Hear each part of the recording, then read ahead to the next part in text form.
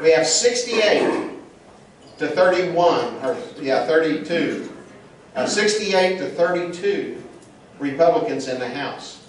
We have 32 to 16 Republicans in the Senate. Now, there have been some positive changes with that. In fact, all you have to do is go back 10 years ago to 2001 when the Republicans weren't in control, but they were in their ascendancy. And we passed right to work in this state. And then in 2004, the Republicans took a slim majority in the House. And it wasn't until 2006, 99 years of statehood, that the Republicans reached a tie in the Senate. That might have been 2004. 2006, I believe they gained, or maybe 2008, a slight lead in the Senate. And today we have these huge supermajorities. It's a remarkable turnaround in this state. But we haven't gotten rid of one program of spending. And I don't know on that, Richard. You may be right. But I can tell you what, as far as a change in governance, there has been some significant changes. We've reduced the top state income tax rate from 7 down to 5.25%. And we're on the way to lower. I don't know what lower means, but we're on the way to lower because there are several bills out there. And yeah, go ahead. You have a question? No, just basically what is disturbing and what I can't understand is why these legislators cannot understand that with all this supermajority they've got, there's been a sense of arrogance that is basically sprung there, that is they are setting themselves up for a fall. And the bottom line is, you know, there could be a pendulum swing in the other direction.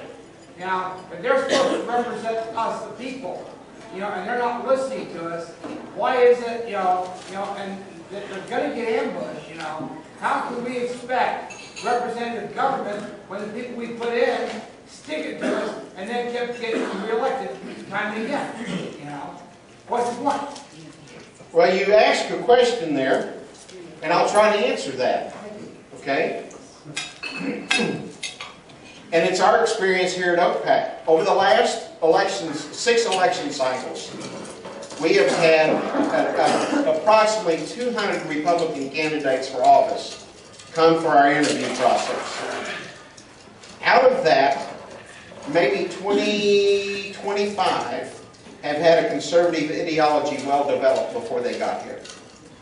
And maybe only half of them were elected. Another 20, 25 have had a conservative ideology halfway developed. And only half of them may have been elected. The rest of them, they don't have a clue why they're a Republican. They're a Republican because their daddy was, or their granddaddy, or Bill Clinton said something they didn't like. Or they see the rising ascendancy of the Republican Party and they know if they have a chance to win elections in many districts, it's going to have to be as a Republican.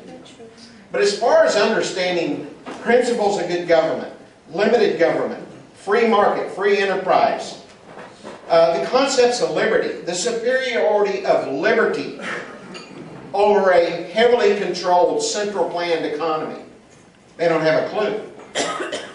And that's the majority of them that are out there. And when they're out there, they're easy targets since they don't have an ideology developed. And some of them aren't interested in developing that ideology. But while they're out there at the Marble Pork Pen at 23rd and Lincoln, they are easy targets for lobbyists. Lobbyists from special interests that come along and give them a one-sided piece of information. And that's why there's a little difference. Then on the other hand, another part of it, we are only a part of the state of Oklahoma. When you talk about not representing us, we're just a part. There are us's, in other words, other citizens in Oklahoma that have very different viewpoints than what we have here of what government is. And you know, the State Chamber of Commerce, for example, on some issues, you know, we can lock hands with them, such as State Question 744 in 2010. Horrible, horrible bill. They opposed that. We oppose that. We work together to defeat that. But on other issues, we have strong disagreements with the state chamber. But they're a player. They have just as much right as we do to express their will and their opinion in this. And so lawmakers are found in a place, and it's a difficult place sometimes, where they're torn by different factions. And as a matter of fact, when I do this speech across Oklahoma from time to time, I also deal with how this change occurred. How did we go from this deep, dark blue state to a red state? It's really two things. It's the grassroots activism that has arisen, and it's the money from the state chamber crowd. And those two have come together. And that's what gave Republicans a large majority. But now that they have this large majority, when the grassroots agenda is different than that of the state chamber, they find themselves in the middle. And the tendency is to go with the money as opposed to the grassroots. Yeah. We cannot lose, we cannot get discouraged. We cannot quit. We've got to press together more and more. And I'll tell you another reason that we've been successful. I'm going to get to some questions here. When I was speaking to a Tea Party in Klamath Falls, Oregon last May, one of the things that I shared with them that has helped the grassroots in Oklahoma is that we've learned to work together for the most part. You have the social conservatives working together with the fiscal policy conservatives. You have the national sovereignty conservatives that we work together with also. In many states, these groups of conservatives are at each other's throat. There's not enough of us to go around anyway. So when you get at each other's throat, then a lot of times you divide your forces and you make yourselves more ineffective. And so it's really important, I think, that we continue to work together. How many of you listen to Neil Bortz? Never mind, Ian. Not right. Okay. Neil Bortz is a libertarian. And he could care less about social issues.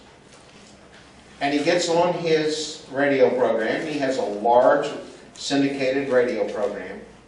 And he gets out there and he just relishes going after pro-life people. And he's very degrading toward those people. And he calls them out. Can't you all hide under a rock for just one election so you don't run the independents off in this race?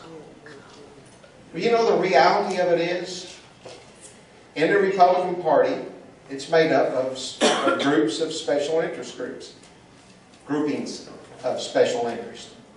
The largest segment of the Republican Party are social conservatives. If he ran them off, and you cannot keep from having an election without abortion being an issue. You can't. Somebody wants to know where that candidate stands on that issue.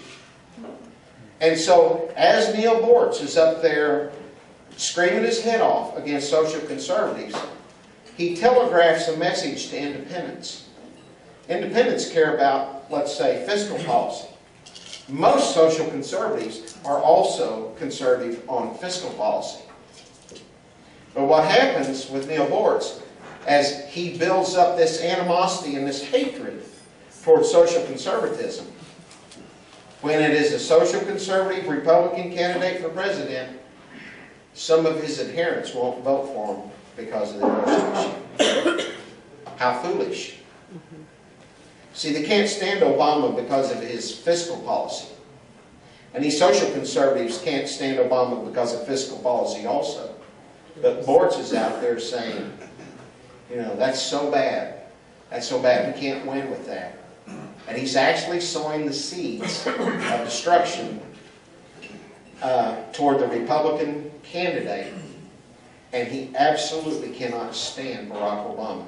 He has no understanding of the bad strategy that he's involved with. Yes, go ahead. Well, what a lot of people don't understand about the State Chamber of Commerce is they purport to be representing not only big business but small business. But yet again this year, they will not get in front of the legislature with their Small Business Day until the last day of April. After all the bills are written, after all the bills are about to be heard and signed off on, they're getting there after the fact. And they have done it year after year after year. I questioned somebody about it and they said, well, they normally don't come out until the middle of May. Why? It's because there is a false sense of security for small business that the state chamber is out there representing them, and the state chamber's got its own agenda. I just have to make sure you understand that. Absolutely. Their agenda is run by the ONGs and the OG&Es of the world. It truly, truly is. And when you're dealing with corporations that size, by no measure of federal or state government are those considered small business. In fact, right now the federal government has 3 measures of small business. Under 500 employees, under 500 million in revenue, above 500 employees, but under $1 million in revenue. One is an OSHA standard, one is an IRS standard, and the most recent one comes out of the Department of Labor, which says a small business employs fewer than 15 people, but generates $250,000 in net revenue. So when you're looking at all those standards that are so different, I'm surprised the state chamber even knows what it represents.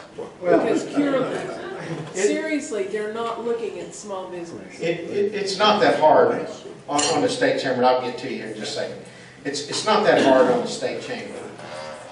They want to see Oklahoma grow. They want to see business prosper. I think, in my opinion, they sometimes have their favorites that they would like to see succeed, and at the expense of some others sometimes.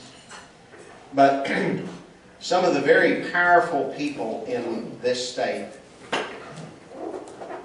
want to make sure that Oklahoma is seen by people outside of the state of Oklahoma in a particular way. They think that that's good for the business climate of this state. And one thing they want to erase is any remnant of the concept of Oklahoma being backward or redneck. And so when you have social conservative issues raised, like abortion or embryonic stem cell research. Now, when you get to adult stem cell research, there's been probably 75, 80 discoveries that are exceedingly beneficial.